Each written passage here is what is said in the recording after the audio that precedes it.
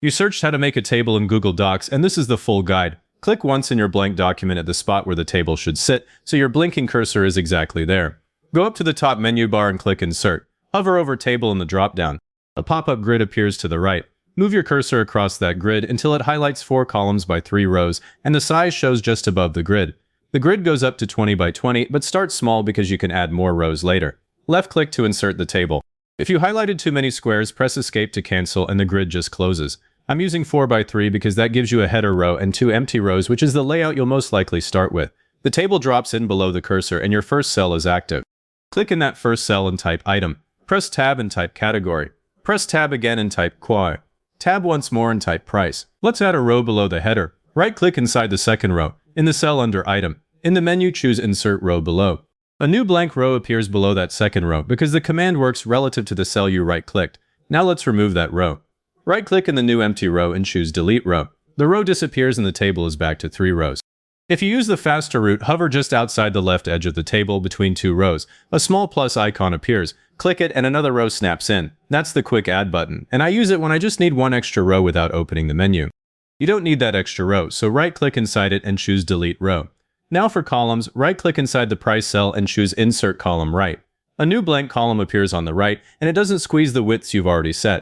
Remove it again by right-clicking inside that column and choosing Delete Column. Now hover over the border between item and category until your cursor turns into a double-headed arrow. Drag it to the right about ½ an inch. The item column grows and the category column shrinks to make room.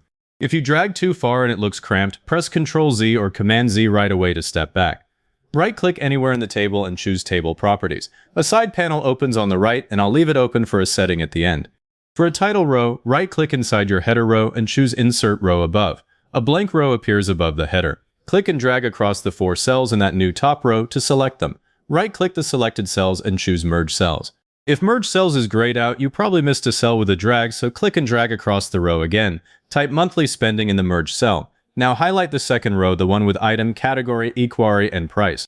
Click the background color icon on the toolbar, the paint bucket, and choose a light gray. That instantly separates your labels from the data rows. For borders, click and drag across all the cells to highlight the entire table. On the top toolbar, click Border Width and choose 1 point. Then click Border Color and choose a dark gray. I skip Border Dash for most tables because a solid line reads cleaner, but if you want that form-like look, pick the dashed option right next to it. The grid darkens slightly, which makes it readable without looking heavy. The side panel duplicates background, border, and width controls, but I stick with the toolbar because it's faster. The one exception is cell padding, which is only in that panel. For a table that runs onto another page, hover over the left edge of that second row, the one holding your column headers. Click the pin icon when it appears. The row gets a pin marker, and Google Docs now repeats that header row at the top of every page. While the Table Properties panel is still open, click inside the cell padding box and set it to 1/10 of an inch. That gives the text some air instead of sitting tight against the borders, and it's the one setting I change on almost every table. If a column width gets messy after dragging, right-click inside the table and choose Distribute Columns. That evens out the selected columns instantly, which is faster than fighting with borders one by one. And if you pin the wrong row, hover over it again and click the filled pin icon to unpin it. No undo spiral needed.